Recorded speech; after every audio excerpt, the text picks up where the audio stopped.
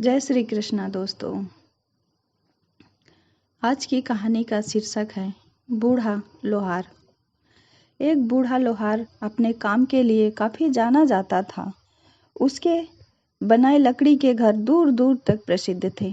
पर अब बूढ़ा हो जाने के कारण उसने सोचा कि बाकी की ज़िंदगी आराम से गुजारी जाए और वो अगले ही दिन सुबह सुबह अपने मालिक के पास पहुंचा और बोला, जमींदार साहब, मैंने बरसों आपकी सेवा की है, पर आज मैं बाकी का समय आराम में गुजारना चाहता हूँ और पूजा पाठ करके बिताना चाहता हूँ। कृपा करके मुझे काम छोड़ने की अनुमति दें। जमींदार साहब को बहुत मानता था, इसलिए उसे ये सुनकर थोड़ा बहुत दुख हुआ, पर वो लोहार को निराश नहीं करना चाहते थे।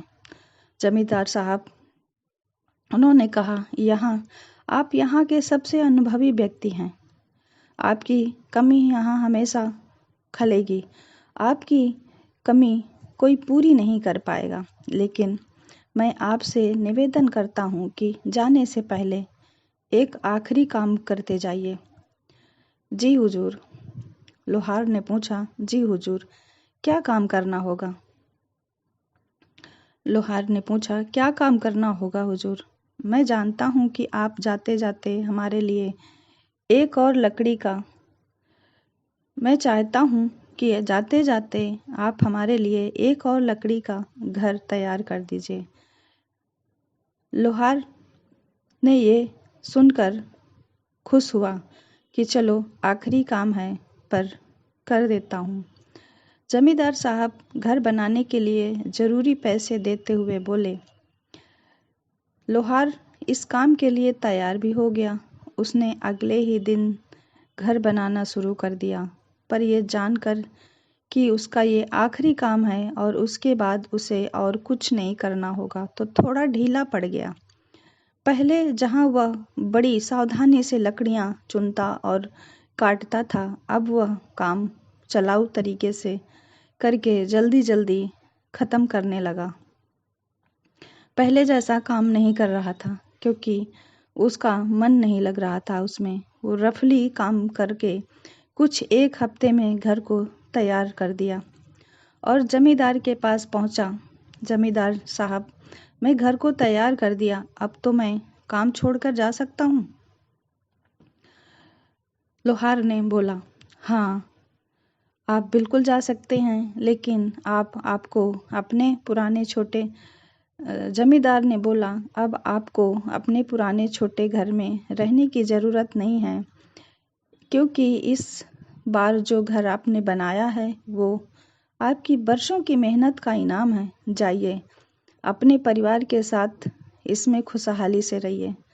लोहार यह सुनकर स्तब्ध रह गया। मन ही मन सोचने लगा, कहाँ मैंने दूसरों के लिए एक से बढ़कर एक घर बनाए और अपने ही घर को इतने घटिया तरीके से बना बैठा। काश मैंने ये घर भी काफ़ी बाकी घरों की तरह बनाया होता। दोस्तों, फ्रेंड्स, कब आपका कौन सा काम किस तरह आपको अफेक्ट करता है, ये बताना मुश्किल है।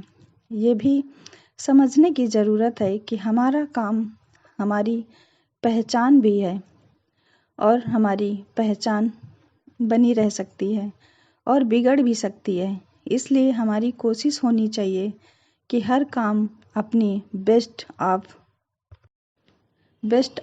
एबिलिटी के साथ करें, चाहे वो हमारा आखिरी काम क्यों ना हो।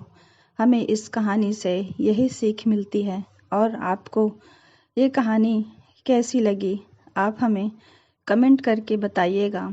आप सबके भीतर बैठे परमात्मा को मेरी तरफ से सत सत प्रणाम। और कोई गलतियां हों तो उन्हें इग्नोर कर दीजिएगा, क्योंकि गलतियां सबसे होती हैं। छोटी मोटी गलतियों पर ध्यान ना दिया करें। और इस कहानी को पसंद आए तो लाइक, शेयर, सब्सक्राइब ज़रूर कीजिएगा।